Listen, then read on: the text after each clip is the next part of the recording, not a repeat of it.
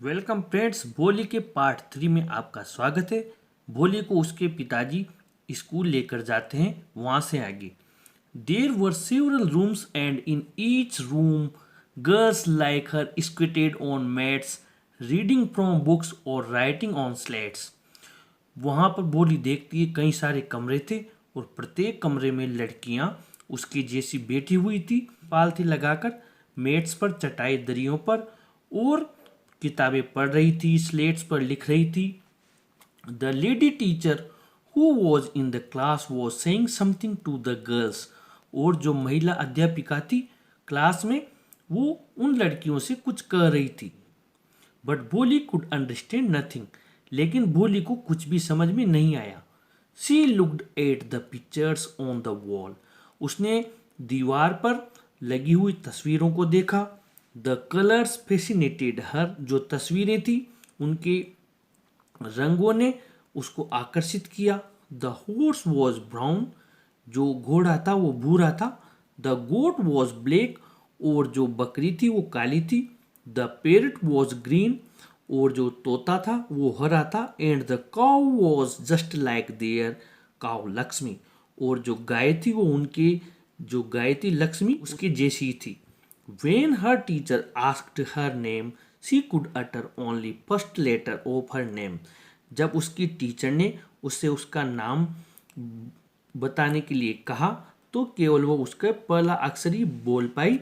Then she began to cry. और फिर वो जोर जोर से रोने लग गई।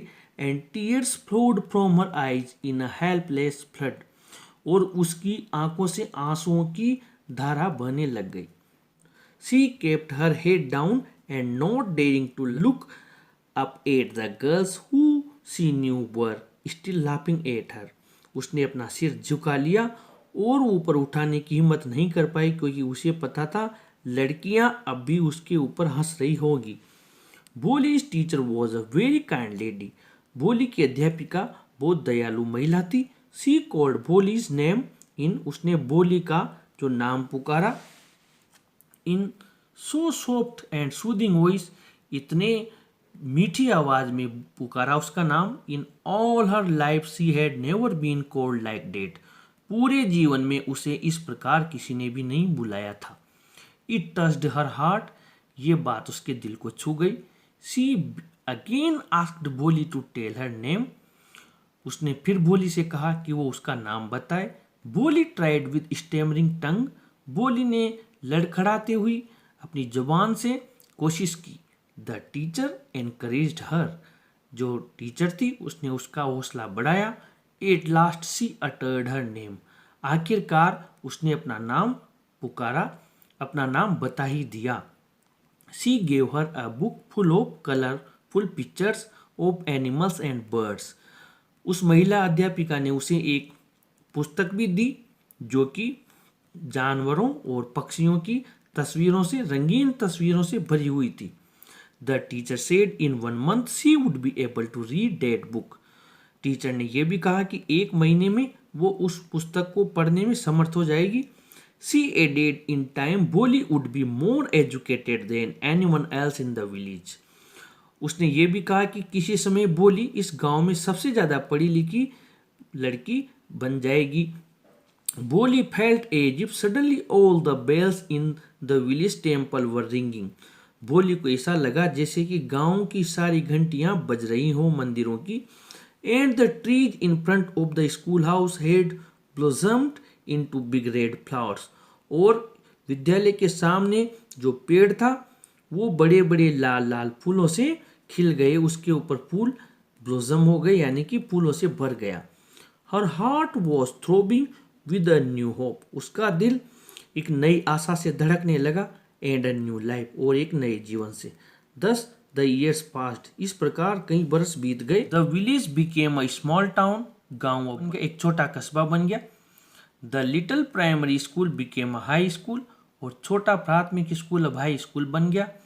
देर were now cinema under a tin shed. Tin shed के नीचे एक सिनेमा भी चलने लगा। And a cotton ginning mill. और एक सूत काटने की मिल भी वहाँ स्थापित हुई। The mail train began to stop at the railway station. और वहाँ के रेलवे स्टेशन पर मेल ट्रेन भी रुकने लगी। अब इसके क्वेश्चंस देख लेते हैं। पहला क्वेश्चन है, what were the situation in the classroom when Bholi attended the school for the first time.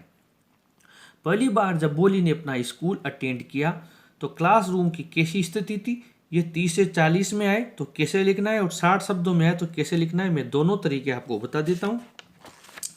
इधर देख लीजिए आप, ये पहले क्वेश्चन का आंसर है। अगर 30 से 40 शब्दों का है तो आपको यहाँ तक लिखना है, और अगर ये 60 शब्दों का है तो आपको ये आंसर बढ़ा देना है और आपको ये आंसर यहाँ तक लिखना है। आगे बढ़ते हैं, क्वेश्चन नंबर 2 देखते हैं। What did Bholi relate the pictures on the classroom wall to. यहाँ पर यह है कि बोली ने जो वहाँ क्लासरूम में जो पिक्चर्स देखी उनका संबंध किन तस्वीरों से जोड़ा, किन जानवरों पक्षियों से जोड़ा। तो इसका आंसर हमें लिखना है, द हॉर्स वॉज ब्राउन। तहसीलदार आया था, यहाँ पर हमें एक यह ब्राउन के बाद में लाइन जोड़नी है, the horse was brown like the horse of tehsildar, ये लिखना है। The goat was black like the neighbour's goat, ये लाइन जोड़नी है, यानी कि बकरी काली थी जैसे कि उनके पड़ोसी की थी। और the parrot was green like the parrot in the mango orchard, यानी कि आम के बगीचे में जैसा हरे तोते होते हैं वैसा तोता वो था। तो हमें यहाँ पर like the parrot in the mango orchard हमें जोड़ना है। And the cow was just like their cow Lakshmi, और वो जो गाय थी वहाँ पर दीवारों पर जो जिसकी पिक्चर थी वो उनके लक्ष्मी गाय जैसी थी। ये आंसर इसका बन गया। अब इसका क्वेश्चन नंबर 3 देख लेते हैं। How did Bholi react when she was asked to tell her name by her teacher. Bholi ने क्या प्रतिक्रिया दी, कैसी प्रतिक्रिया दी जब उससे उसकी टीचर ने नाम बोलने के लिए कहा। तो ये आंसर नंबर 3 हमें लिखना है। तो इसका आंसर आप यहाँ से लिख दें और ये आंसर आप यहाँ तक लिख दें। इसमें आपका क्वेश्चन नंबर 3 का आंसर कंप्लीट हो गया। क्वेश्चन नंबर 4 देख लेते हैं। How did Bholi's teacher behave with भोली। भोली के साथ उसकी टीचर ने कैसा व्यवहार किया, इसी में अथवा में है। How did Bholi's teacher help her to utter her name. Bholi की टीचर ने उसे उसका नाम पुकारने में किस प्रकार मदद की, नाम बताने में किस प्रकार मदद की। इन दोनों का एक ही आंसर है क्वेश्चन नंबर 4 का। तो क्वेश्चन नंबर 4 का आंसर आपको यहाँ से लिखना है और ये आंसर आपको लिखना है यहाँ तक। आपको ये पूरा आंसर लिखना है, यहाँ तक आंसर लिखना है आपको। क्वेश्चन नंबर 5 देख लेते हैं। How did Bholi feel after her teacher encouraged her to study. जब उसकी टीचर ने उसका हौसला बढ़ाया पढ़ने में तो भोली को कैसा महसूस हुआ।